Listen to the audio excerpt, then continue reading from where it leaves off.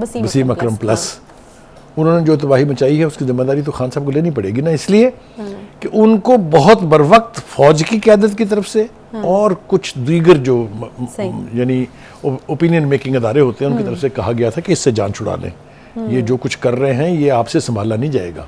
मगर चूंकि वो पर्ची की बुनियाद पर चीफ मिनिस्टर बने थे, वो जिसको कभी कभी कुछ लोग कहते हैं कोई जादू टोना पता नहीं क्या क्या कहते हैं, वो उसके तहत बने थे, इसलिए उनसे जान छुड़ाना इतना आसान नहीं था। फिर एक वक्त में ये बात भी हमने सुनी कि किसी ने ये कहा है, और आपको पता है वो कौन है किसी, कि अगर बुजदार गया तो तुम भी गया।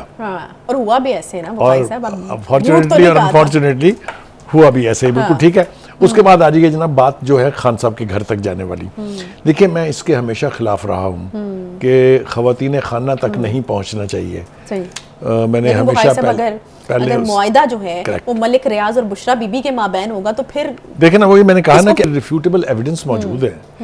मुझे नहीं समझ में आती कि कोई भी शख्स इतना बड़ा खिता अर्जी जो है और इतनी बड़ी रकम जो है बगैर किसी जवाज के दे देगा, ये मुझे समझ में नहीं आती। ये देखे ना, ये कोई चैरिटी हाउस तो खोला हुआ नहीं था उन्होंने, ये तो या तो हो ना कि उन्होंने किसी चैरिटी को अल्लाह वास्ते दे दिया, तो अल्लाह वास्ते तो कोई देता नहीं है। और फिर वो अल्लाह वास्ते दिए हुए के खिलाफ एविडेंस मौजूद है कि इतनी बड़ी रकम जो नेशनल क्राइम एजेंसी ने बरतानिया से भेजी थी वो उनके जुर्माने की रकम में सुप्रीम कोर्ट में जमा हो गई। तो फिर ये इस इररिफ्यूटेबल एविडेंस को कौन झुटलाएगा?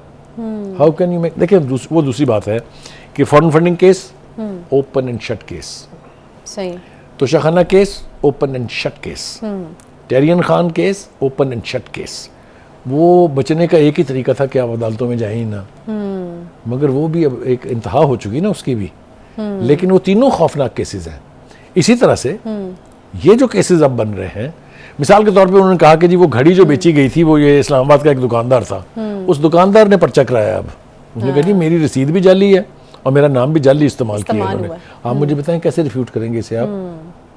तो बात घर तक पहुंची है, विच इज़ बैड, मतलब नहीं होना चाहिए था। ये तो वो केसेस है ना जो हम सुन रहे हैं, अदालतों में चल रहे थे। ये अब कितने केसेस हैं? ये तो अब समझ से ही बाहर है ना कि कितने हैरान हो गया ये, कितने करोड़ रुपए मैं हैरान हो गया ये सुन के कि उन ऑफिसर्स के भी नाम अब पब्लिक होने वाले हैं जिन्होंने रिश्वत दे के पोस्टिंगें ली थी। अच्छा, आप हैरान होंगे, डीसी से लेके और कमिश्नर तक की पोस्टों की 5 से लेके 15 से लेके 25 करोड़ रुपए तक रिश्वत ली गई है। ये एलिगेशन है, और अगर ये साबित हो जाती है तो अल्लाह की पनाह मुझे समझ में नहीं आती कि पाकिस्तान कैसे चल रहा था। अजीबोगरीब बात है ना ये।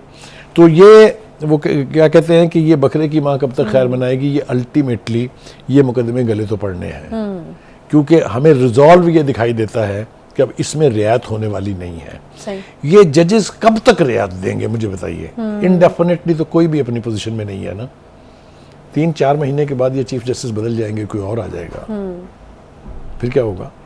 सही है। तो कहने का मतलब ये है कि आप ताखीरी हरबे इस्तेमाल करके मामले को लटका तो सकते हैं, लेकिन उससे जान नहीं छुड़ा सकते। अच्छा, जहांगीर खान तरीन साहब की पार्टी, जिसका हम अब काफ़ी दिनों से सुन रहे हैं कि आज हुआ और कल हुआ, तो कल फाइनली जो ऐलान है वो होने जा रहा है। बुखारी साहब कि कितनी बड़ी पार्टी बनकर ये उभर सकती है, किस किस्म की पोटेंशियल है इसके अंदर? ठीक है, वो तो हमें पता है कि जहांगीर खान तरीन साहब के अपने अंदर कितना पोटेंशियल है, पीटीआई के लिए वो क्या क्या खिदमत सर अंजाम दे चुके हैं, वो अपनी जगह।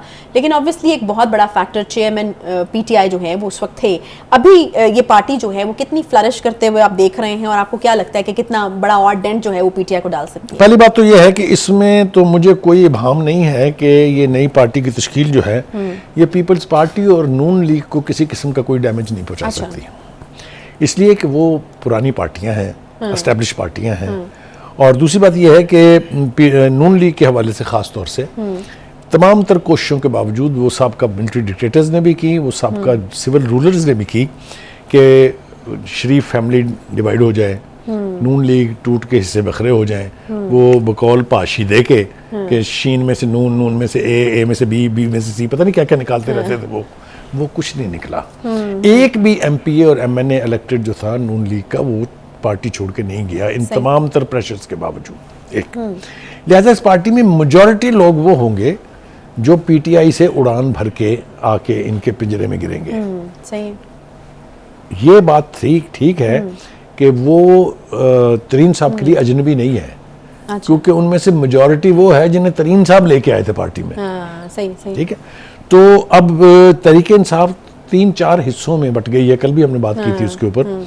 एक वो जो खान साहब के साथ खड़े रहेंगे, एक वो जो असम्बली में बैठे हुए हैं जो मुनर्रफ हो गए थे, एक वो जो जहांगीर तरीन साहब की पार्टी में जाएंगे, और कुछ वो जो दूसरी पार्टियों में इक्का दुक्का जाके अकोमोडेट होंगे। मिसाल के तौर पे पीपल्स पार्टी कह चुकी है कि हमारे बाजू खुले हुए हैं। सईद गनी ने 3 दफा प्रेस कॉन्फ्रेंस में कहा, जरदारी साहब ने भी कहा, और दूसरा जमात इस्लामी ने, उन्होंने भी कहा कि जनाब खास तौर से उनका हवाला कराची, कराची में चूंकि जमात इस्लामी का इन्फ्लुएंस है, आपने देखा लोकल बॉडीज़ में उन्होंने कितना परफॉर्म किया अच्छा, तो उनका ख्याल ये है कि वहाँ के लोग उनमें शामिल हो जाएंगे, और ये इम्कान भी है।